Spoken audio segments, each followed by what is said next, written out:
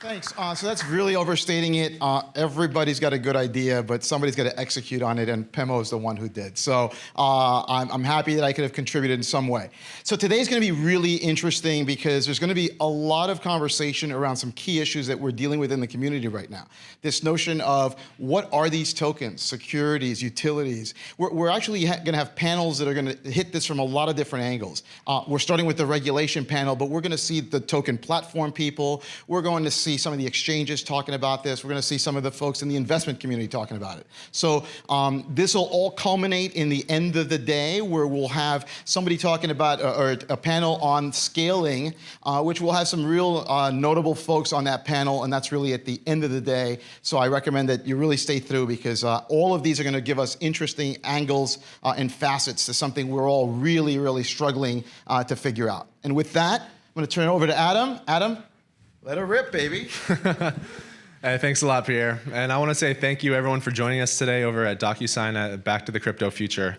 So I'm really excited to moderate this panel because just like Pierre was saying, we've been in a world where regulations have been very uncertain, but we have still seen the tech move forward and sometimes even leave the states in order to progress. So today what we're going to be talking about is the current landscape and potential ways that the people on this panel could see this industry growing in the future. So first, I would like for everyone to give a brief 1 to 2 minute introduction of themselves. And let's start with Catherine Wu, to my left. Hi, everyone.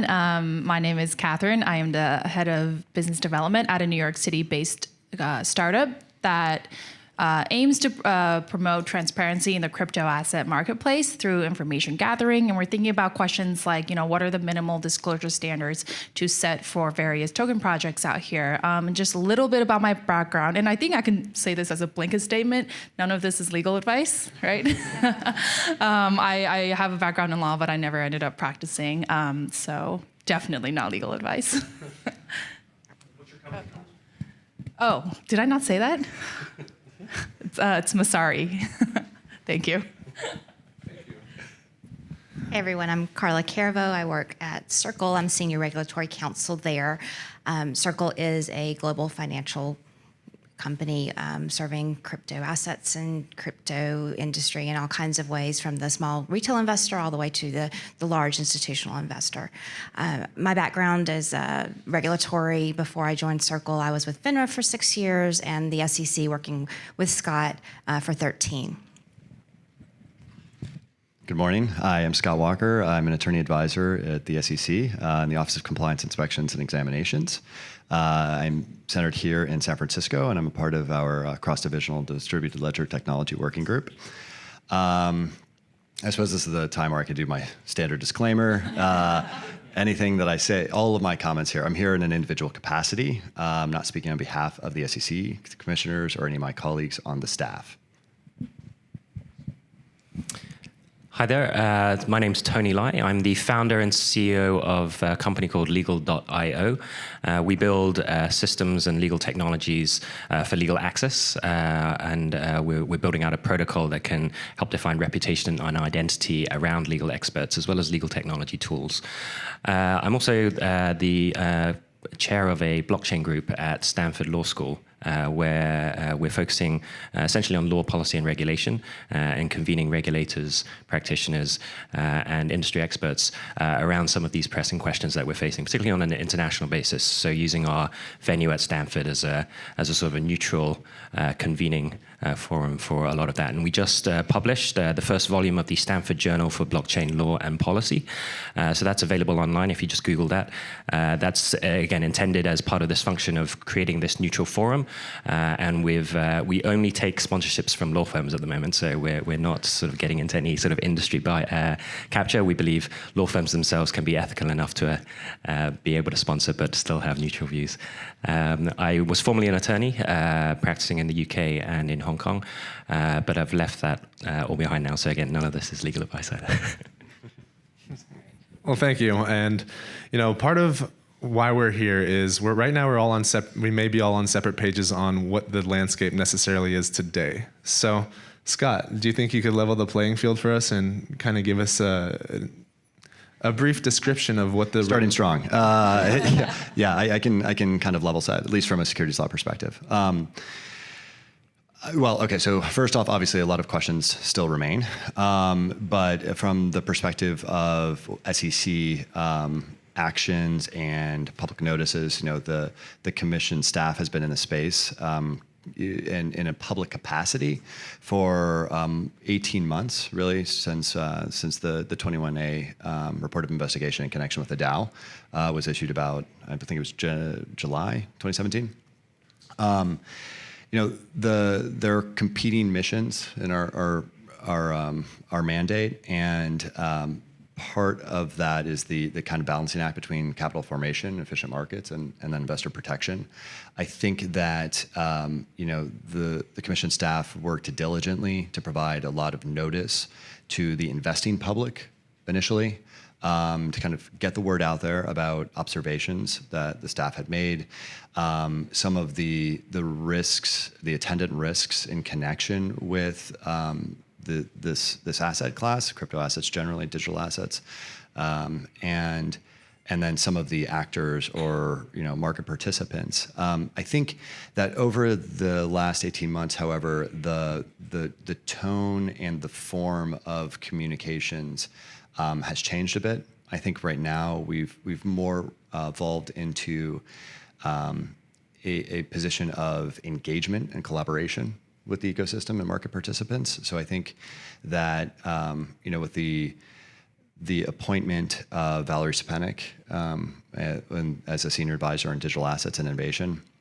and then subsequently with Director Hinman's speech regarding kind of applying Howey to digital assets. I think that there's been a concerted effort to really foster engagement in a kind of profound way. People should feel comfortable coming in and speaking with staff about their issues, about their projects or their business model. And so I think that's where we are, at least from a domestic securities law perspective. Now I realize there are a whole host of other regulators at play, both domestic and then internationally. So that kind of ties to the initial comment I had that obviously there remain a lot of open questions in the space.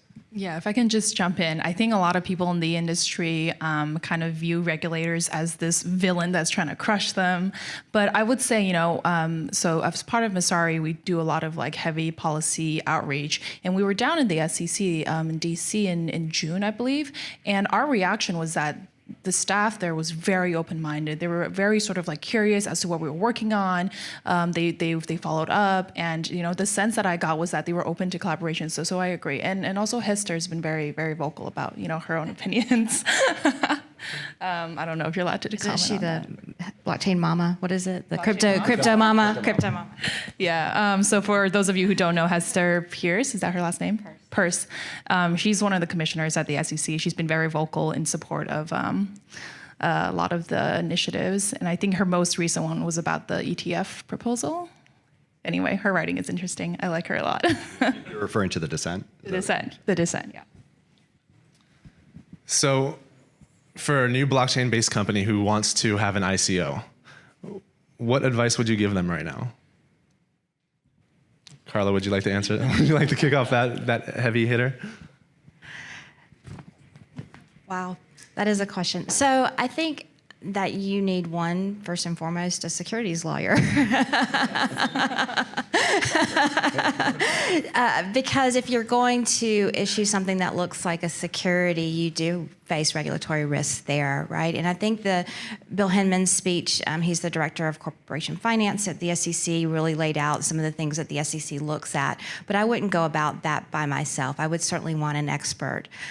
And in my view, it might be something worthwhile to not want to look like a security, just because there's a whole host of regulations and rules when you're talking about investor protection that you have to comply with. Scott, do you want to talk about how you might comply, though, with the securities laws if you are going to do an ICO, so Reg D, Reg A, that kind of stuff? Yeah, so let's unpack that a bit. In terms of just a financing round. So let's not put it within the ICO context specifically. There's well-tread earth with respect to the safe harbors under Reg D these are exemptions from normal registration process under Section 5 of the 33 Act. And those are effectively private placements. Now, these are different than they don't naturally lend themselves to the liquidity that I think a lot of market participants that issued tokens in 2017 or before had gotten used to and kind of expect. So, in order to comply with private placement rules, it hamstrings you to a certain extent, just because you're subject to slightly different mode of conduct. However, from a regulatory perspective, it's not terribly challenging because this is well-tread earth, right? There are any number of instruments and issuances over time that have relied heavily on these rules, and so from a lawyer's perspective or compliance officer's perspective, that they can feel comforted, which is slightly different than kind of just going out and doing a capital raise and distribution, kind of the ICO version, Q1 2017. I'm glad you brought up the liquidity issue because there are restrictions when you do, for instance, Reg D offering. So when you are trying to trade then in the secondary market, that's something that you would want to think about. Like, is it something that you want to provide investors right away or not with the ability to trade? One thing that I'd, just building off of that, is in seeking out a legal expert, you do want to have someone who does have their finger on the pulse and has been involved in sort of having these kinds of discussions, because I think anywhere where you do have a new area of regulation, there is going to be some leeway for that creativity, for that sort of trying to create a framework that appears legitimate, because there is no formal legitimacy yet in terms of like formal legislation. That's part of the process of a wait-and-see approach that the sort of US regulatory environment has fostered, as opposed to the sort of the legislate first and sort of the big scary bear approach. I mean, I think this approach of actually waiting and seeing allows for that creativity. And so, Scott, you can talk more about this, but some of the discussions I've been having with lawyers involve approaches where, for example, you do overtly comply with the securities laws, and then you have sort of some sort of token warrant sort of separately on the back of that, but you appear very firmly within the context of securities laws sort of frameworks, and so you are overtly sort of asserting that legitimacy within the context of your issuance. There's other frameworks around where potentially you can comply with securities laws frameworks out of an abundance of caution, but not necessarily concede that it is a security. And so some of these frameworks have been used previously with new kinds of financial derivatives, my understanding is, where there was no clear guidance yet whether they should or should not be, but they essentially had the discussion and said, well, we're going to restrict the transferability of these offerings initially until we have more clearer understanding. And then in terms of if you are trying to demonstrate that you are a network where there is true utility, there may be some sort of objective standards that you can create around network utility, proof of network, so to speak, that can then put you in the sort of the Bitcoin or Ethereum sort of category. But maybe you've got more about that. No, I just wanted to make two quick comments, and I don't disagree with anything you just said. One point with respect to the derivative or the kind of synthetic creative approaches to instrument creation. You still need to undertake an evaluation, right, from a securities law perspective. And before I joined the commission, I practiced in this space for quite some time. And when you create those types of instruments, you still undertake the same evaluation. And this, that was longstanding historical practice well before distributed ledger technology and blockchain issuances of tokens gained momentum. Yeah, I'll stop there. Sorry. So when we're looking at the use of a token, like the utility token, and we have an interesting panel coming up on that later today, if you're a utility token, do you need to register with the SEC, or do you need to file under an exemption with the SEC?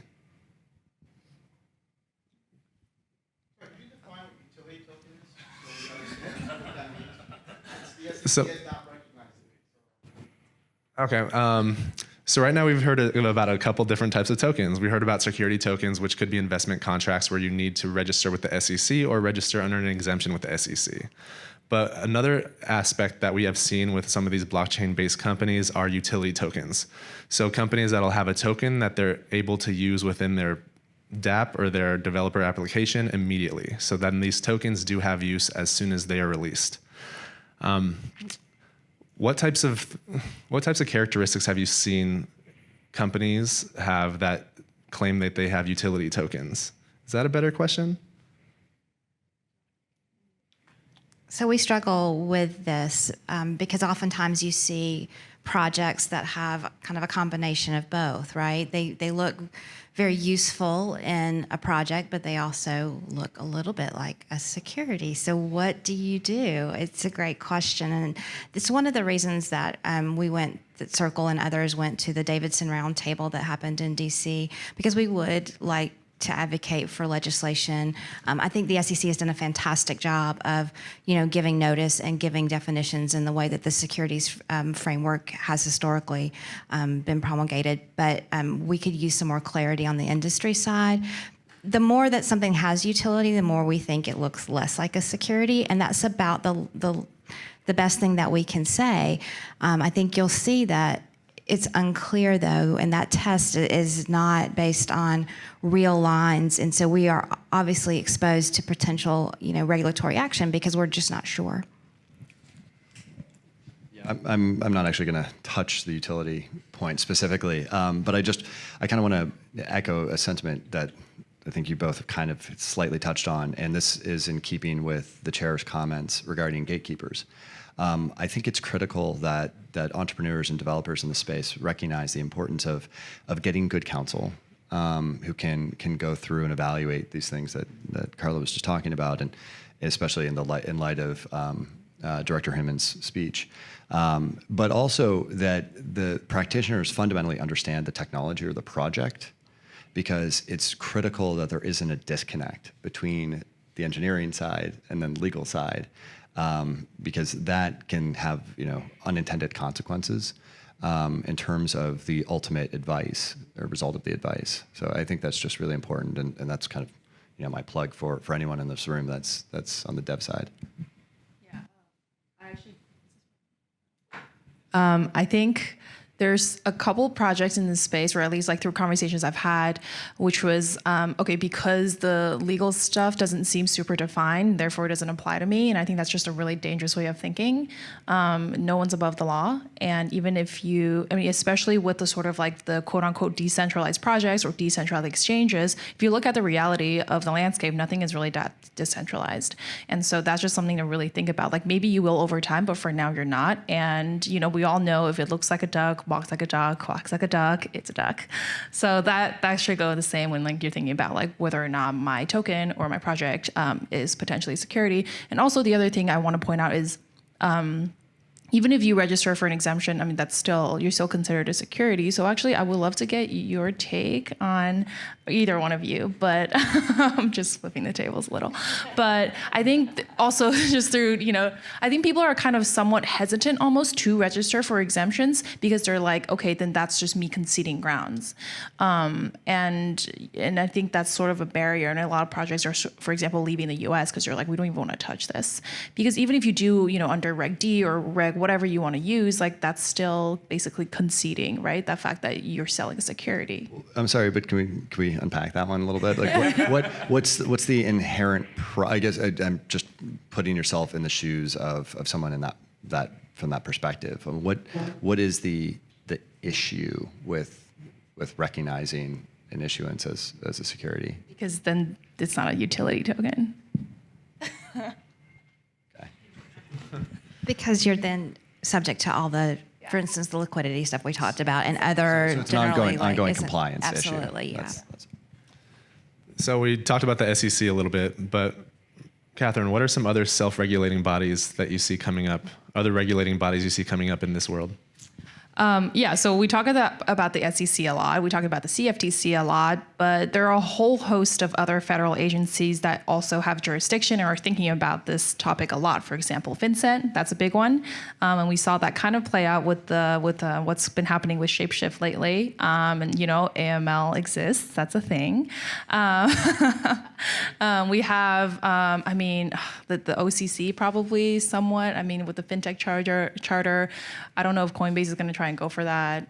They do want to be like the bank of crypto, so that would be a good idea for them to look into. But also, apart from federal, there's state regulators, right? So I live in New York State, and so we're dealing with we're under the New York DFS regime with the BIT license, and then last week the New York Attorney General came out with this 150-page report on crypto exchanges that really sort of exposed a lot of their practices that were somewhat concerning. And specifically within that report, they referred 3 more exchanges to the New York DFS for criminal charge investigation. So it's serious. So yeah, so it's federal, it's state, and everyone's kind of trying to sort of figure out what the best way to regulate the space is. But I think one thing that I really believe in, at least, is that with this sort of industry, I think taking a collaborative approach is the best approach because it's so new, things are changing constantly. And even within the industry, I think people are using different terms to refer to different things. And that's not good because if there's not even a centralized definition for terms, even within the industry, how are regulators going to define that, right? So it really should be sort of bottom up. And we're seeing a lot of the sort of formation, at least in the US side, and even internationally with self-regulatory bodies like Blockchain Association. You see VCA, which is done by Gemini, I think. Yeah. So we're seeing a lot of that sort of pop up, and I think almost in a way overcorrecting a little bit, but I think that's good because we're all sort of trying to bring standards up a little bit. So Tony, you're in this space as a CEO.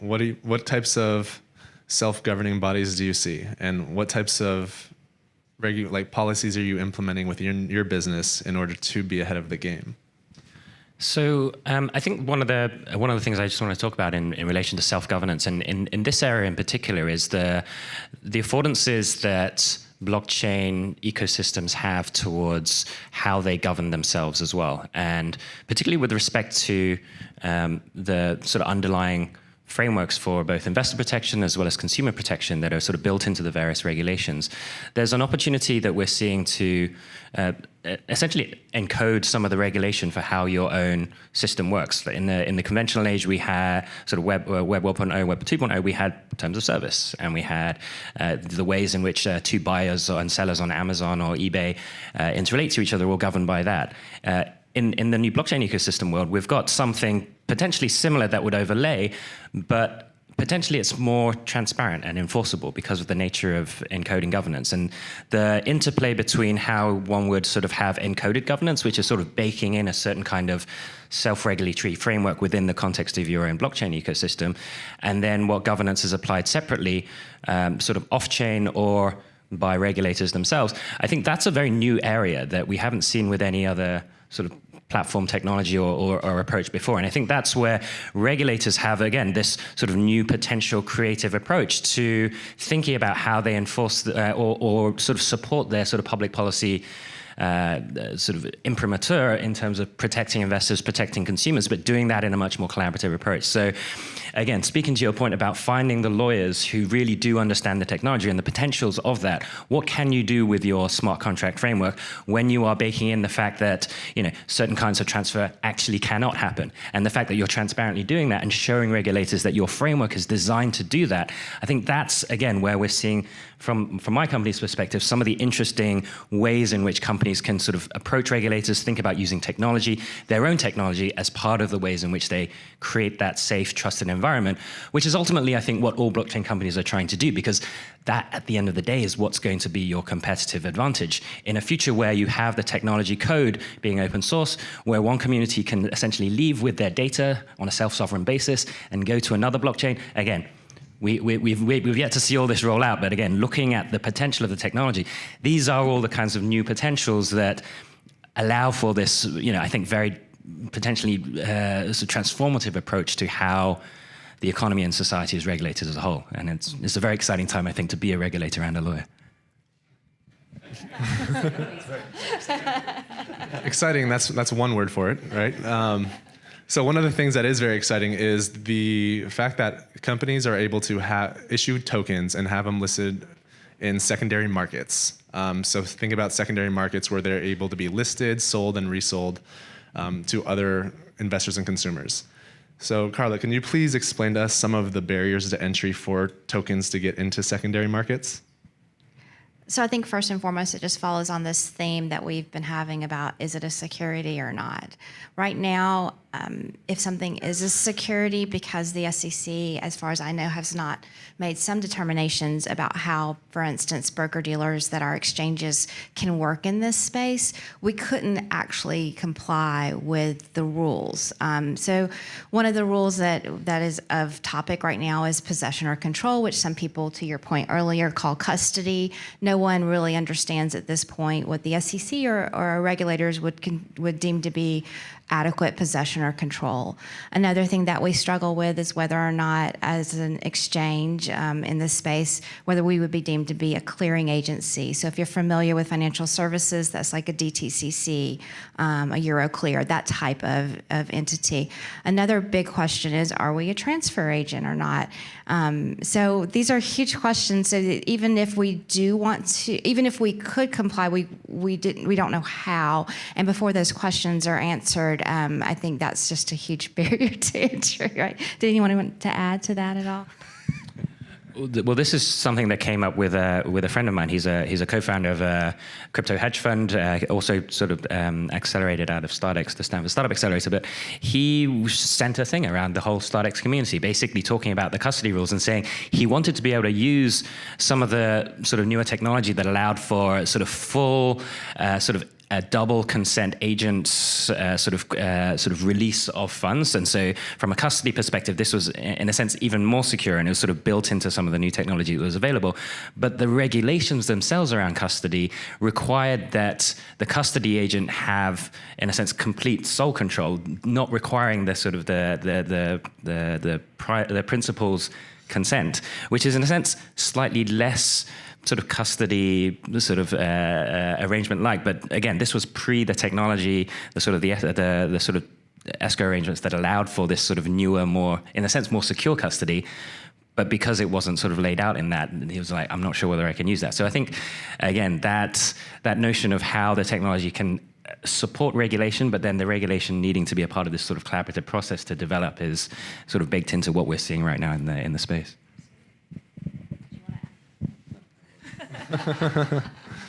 So one of the things that I've been seeing is I've been really getting in depth in the blockchain industry since January, which is still relatively new, but it has been some depth of time. I don't know how long it's going to take until there is regulatory certainty in this industry, because this is one of the first industries I've seen since the beginning. So do y'all have any opinions on when we'll be able to see, not necessarily regulations arise in the United States, but just more guidance for people who want to have successful blockchain-based businesses? I'll take that at a very high level and then kind of disseminate. I think one of the things that's really important to keep in mind is that with respect to market structure questions, market participants, clearing agents, broker-dealers, registered exchanges, and so on and so forth, instruments. The way that market participants and regulators are constantly engaged and constantly working through new things or just changes in trends is an evolutionary, perpetual process. And so anyone that's been in financial services for part of their career will recognize that the reality of things are always changing and evolving. So I think it's slightly confusing or misleading to kind of think of, or just wrong to think of things as being simply a singular moment in time when all of a sudden there's clarity on every single issue, and then on a go-forward basis there are no more questions or things just stop. Because especially in this space where you have so much rapid growth and change from a tech perspective as well as a business model perspective, my perspective is that it's going to be an evolutionary process in perpetuity, and I frankly, my perspective is that's a good thing. Yeah, I actually, on my way here this morning, I was reading a report and it said ICO funding this past month in September compared to ICO funding in January, it was down 90%, which is huge. And I think it's sort of, we're at a time in the industry where people are starting to realize, oh my God, laws apply to me, even though I'm raising money through this, without abiding by any laws. And I don't think that's a bad thing because, I think in 2017, what was concerning, even, from my perspective, was there really was a ton of money being raised in a way that was actually somewhat irresponsible. I think crowdfunding is important. I think being able to have people participate is important, but I think it's really, really, you should be cautious when you touch retail investors, because it's just a level of responsibility that I think issuers should have. And also just basic information that should be disclosed. One thing that really I remember going onto a ICO website last year, and under advisors, I saw a photo of Ryan Gosling, and I'm like, this can't be real. And this ICO project ended raising like millions in dollars, and I just don't think that's right. So I think we're seeing a little bit of that kind of rollback, and I think that's a great thing. I think regulators have actually been coming out, and they're really going after the very sort of very scammy, very bad actors, and putting out guidance that has been helpful. So I think it's just about everyone just sticking to best practices and not really keeping the conversation open and collaborative. The thing about regulation is that it, as Scott was saying, it does evolve, and it's supposed to evolve to sort of frame the affordances and the mores of the sort of social construct that is being regulated. The piece about any new technology is whether to create specific legislation specifically applied to that, or whether you sort of create general legislation that sort of undergirds the sort of the broader principles. Is this notion of should there be a law of the horse, and should that apply to cars in the same way as it applies to the horse, or can you sort of regulate these more general protective principles? And to do that, and again addressing your point of time, I think there needs to be an understanding of some of the effects of this, how it does differ potentially from some of the Web 1.0 technology. Should sort of principles of intermediary liability apply with respect to exchanges, just as they applied to telecoms providers in that same respect? Should there be liability for the sort of the participants on your sort of medium of exchange? In the case of internet service providers, the US came out, I think it was about probably 8 or 9 years after people first started talking about it. Only 8 or 9 years later was there the Section 215 of the Communications Decency Act, which gave that safe harbor. So, these things often do take time, but there was a lot of research and education that went around the process of, I guess, crystallizing a point, right? And that's to the point about there can be some clarity and certainty after a point in time, and things continue to evolve from there. And so it may be several years yet, going by the first round. But I think one of the core points is a lot more research and education needs to be done, particularly in terms of the potential risks and opportunities, which is, again, coming back to these two competing sort of public policy aims of regulators. One side, you want to protect against the risks of harm, and the other side is you want to make sure that the innovative opportunity potential is not hampered too much. And so just last month, in talking to the Singapore government, for example, they're so keen to throw money into this. They want to become the blockchain hub for Asia. And so we're sat in a room with Vitalik and Vlad, and we're sort of saying, Ethereum Foundation, what are you putting money into? And what are you not putting money into? What can we as government put money into? And they're like, okay, we have no real expertise in sociology, in policy, in understanding the impacts, like the sort of the soft social ramifications of a lot of things that we're building. We don't understand. We don't know what the risks and the opportunities are. We're kind of a bit terrified of how this could be used for malice, right? So there's an engagement there, and I don't think everybody's afraid of regulators necessarily. And there's finding I guess you could say the more responsible and or sort of more sort of people who are looking for regulation to evolve potentially as quickly as possible. I think that's part of the dynamic we're seeing that'll determine how fast you get that clarity.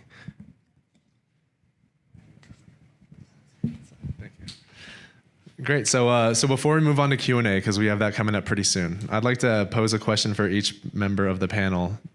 What is one thing that you see right now in this regulatory landscape that you feel is important for this audience to hear? I know it's a very open and broad question. It could also be like a tip or a piece of advice you have for the entrepreneurs in this room and the developers too, within the blockchain space. I think I'll just reiterate the simple message of find great legal advice. Find lawyers who are into, who are into the technology, who understand not just the technological aspects, but also the business aspects. I mean, frankly, this applies to any lawyer going forwards. You're going to, any lawyer worth their salt, particularly advising this space, is going to need to understand how the law integrates with both technology and business processes, this sort of like BLT sandwich, as it were, business, legal, technology. Lawyers need to sort of get the whole meal. And so, yeah, I think that's the point I'd leave you with. I was going to say the same thing. No, I think yes, as an entrepreneur, I think it's really critical to hire or to work with good advisors, especially in the legal and compliance space. And yeah, I think it's critical to get people that understand things in a deeper level. So multifaceted practitioners. Totally agree. Would also add, just educate yourselves, because sometimes the people that you are engaging with don't speak the same language or jargon that you speak. So just to make it clear what you're actually, the question that you're posing makes sense to them, I think is key. I know in our dealings, I have to make sure that I'm doing the same thing from the legal to the engineering side. So just anything that you can do to help ease that transition so that you are getting the best advice possible, I think is helpful. There's not much I can add to here, except maybe one tip, which is that if after all this, your initial gut reaction is, you know what, I'm going to leave the US and like not deal with any of this, unfortunately, that doesn't totally like save you from the US jurisdiction, because you still have a lot of questions to think about, like who are your customers? And to be honest, like US law enforcement has really, really long arms across the globe. So running away is not the answer. Awesome. So let's open it up to the audience for questions. Yeah. Thank you. This is great. My name is Mark Friedler. I'm an advisor to about 12 different fintech projects, done 7 successful ICOs. And I have a couple of problems. First of all, everyone who I've worked with has used lawyers, and every lawyer has a different opinion. And a lot of people last year in 2017 who used a big law firm, and I think you all know who I'm talking about, who were pushing the SAFT, are now in deep doo-doo. And there's no clawback, there's no liability to that law firm. So that's kind of a statement.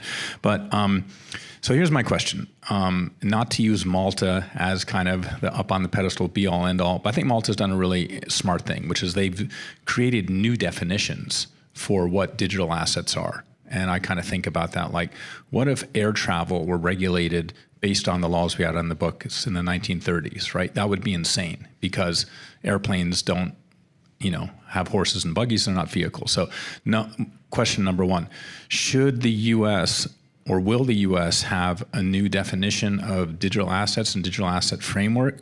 Number two, when, or if not, why not, do we not have a very simple safe harbor right now that companies who are with good intent, doing good things within a very specific framework, at least know that they're not going to be sued? Because I think that's a lot of the reasons why companies are going offshore, is just because, oh great, we got a no action letter, right? But that's kind of the opposite of what it should be, right? It's kind of in the way of entrepreneurs being able to do good stuff. So question number one, will there be a safe harbor? Number two, should we adopt a definition of new digital assets? I'll less provide an answer and more just reference this safe harbor principle, which we've seen put in terms of a sort of a sandbox approach in Australia, Singapore, London. Various regulatory environments have created this sort of framework for developing self-regulatory principles, but it's essentially you've got this sort of safe harbor to experiment. I'm curious as well whether we see something like that happening in the US.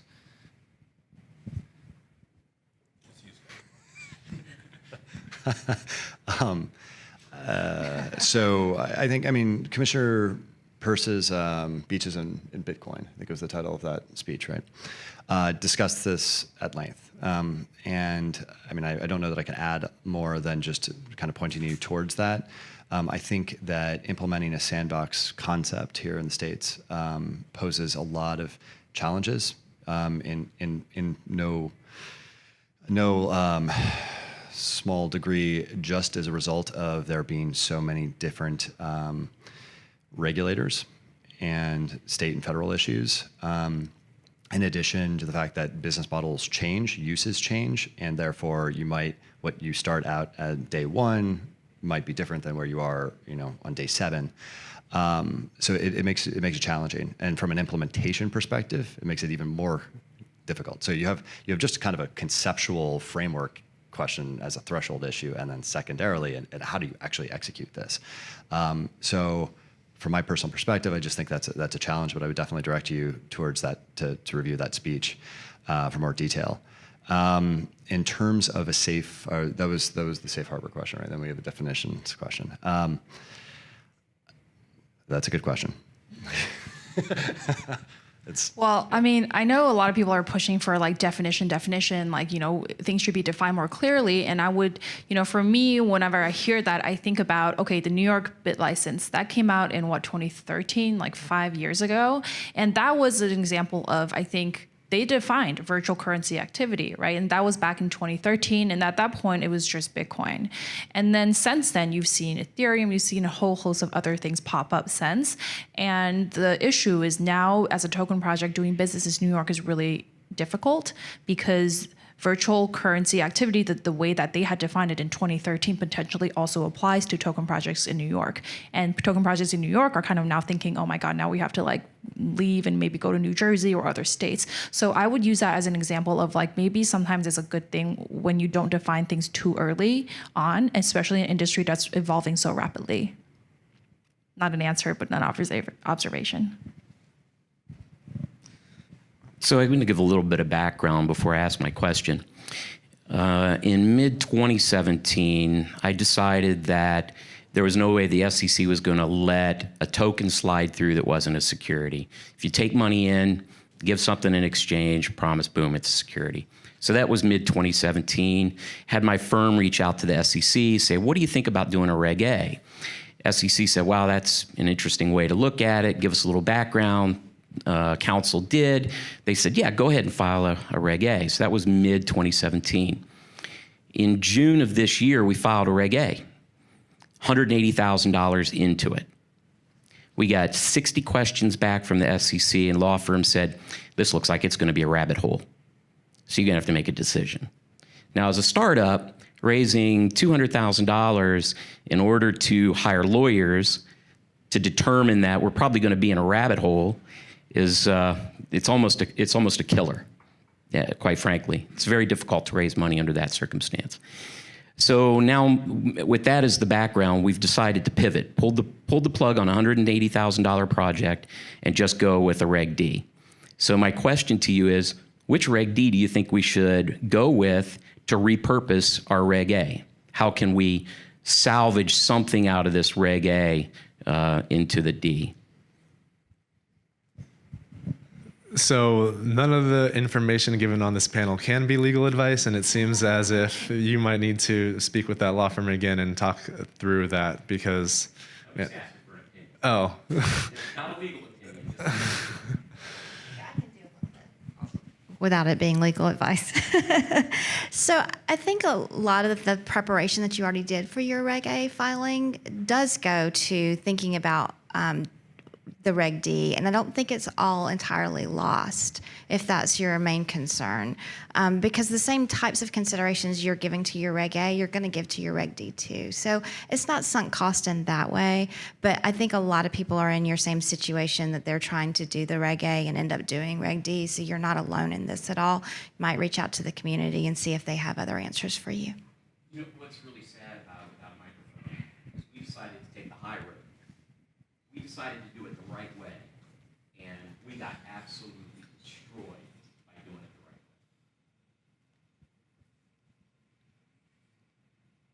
Are there any more questions?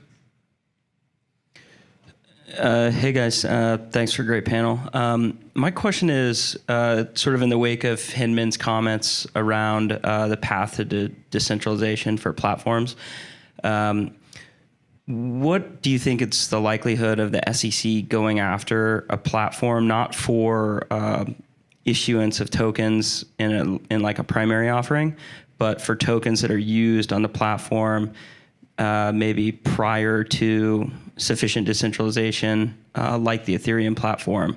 So again, not an issuer doing a Reg D offering, but tokens used on the platform, maybe that the issuer doesn't have any recourse to, but that tokens are flying around the system and they're being exchanged not on regulated platforms. What is the chances that the SEC may go after activity like in the secondary?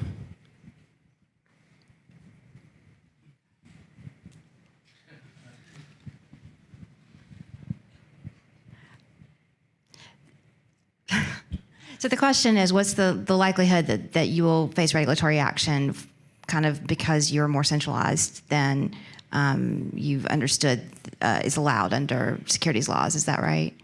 Yes, but that it's not, the issuer's already issued the tokens. Right. But people are using them, but there's still sufficient centralization that the tokens are still securities. Right, so it's kind of the SAFT idea. Eventually, under the Howey test, you would be more of a use type of token. And so I think it's a fair question. The SEC has not weighed in on whether or not you can convert, or they haven't fully weighed in on whether or not something that looks a security does not look like a security anymore. So you're still faced with some risk there, some risk exposure there. But if, in my view, the more, as I said before, the more that you have a real use, it looks more like a CFTC jurisdiction type of asset than an SEC asset. Did you want to add anything to that, Scott? Or can you add anything to that? Yeah, no, I mean, I obviously can't comment about any, investigation type matters, but yeah, I mean, I think I won't comment about probability or what's the level of risk, but just given the kind of hypothetical you just outlined, I mean, it still seems like you have an unregistered security. You have an unregistered offering, right? So you have a Section 5 issue. And yeah, the difficult thing for your fact pattern is like, where does that leave me, or where does that leave my project? And that's a challenging position in which to be, which we all recognize here. Maybe in a way of asking the question non-specific, like maybe you guys could paint a picture for what Reg D offerings look like after a 366-day seasoning under 144. So you've already gone through your seasoning period on 144. Tokens are now freely tradable and exchangeable. Maybe they're traded on ATSs for actual trading of the tokens. But I'm talking about, like, if somebody could paint the picture for me of what a project looks like after 144 is satisfied. So absolutely, they're then freely tradable under Reg D, right? You waited your 6 months or a year or whatever your requirements are under 144. I think the challenge is something that we discussed earlier, which is I don't know of an exchange right now that can handle that, just because we're not clear what the rules are for security crypto assets. And I'm sorry, I'm trying not to beat a dead horse, but I'm talking about, like, you're in a game and you're trying to buy a sword in a game for 3.5 cents. If that token that you're going to be exchanging to buy a sword is a security, then you're undergoing a securities transaction. And buying a stock or a bond on your E-Trade account, there's gigantic legal disclaimers that happens when that you have to check a box that my financial advisor didn't recommend this. So what's it look like for the sword guy? Yeah, I don't know if this is getting more and more fact specific, in which case I would encourage you to reach out to the Commission and Division of Corporate Finance and engage.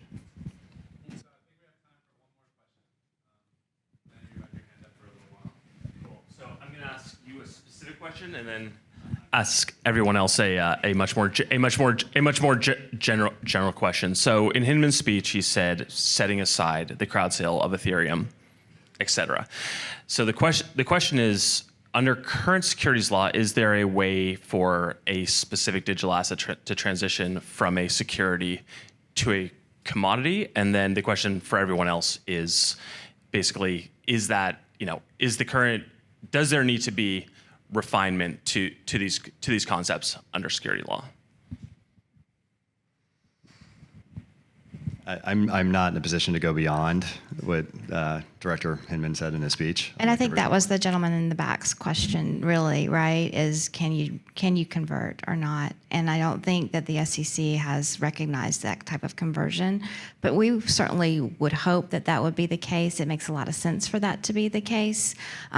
It's just, how do you get something that was issued as a security out of that regime once it is a security? And the answer is, I don't know. No, that was what I was saying earlier too. Just one other point I would bring up. Amidst this uncertainty, there's the additional uncertainty, not just around the process of going from a security to potentially a commodity or a utility or a currency. There's the issue around the conversion piece as well, which sort of has tax implications. And so one agency we didn't mention earlier was the IRS, who have a purview with respect to making the decisions around things like that. And I'm sure they're sort of in discussions as well around this specific piece of it. And whether there's some alternative approach to that conversion moment, whether there's some sort of single instrument that can essentially start off sort of securities like, but there's no concession with regards to, we're just going to, again, put the cautionary protective principles in place that, perform this public policy the sort of underlying intent, but there's no sort of real conversion moment. There's just sort of, we're demonstrating that this is now operating much like a token within a game or anything. So from a general level, those are the, I guess, speaking to my point about legitimacy in this confusing sort of framework where we don't know exactly what the bright lines are.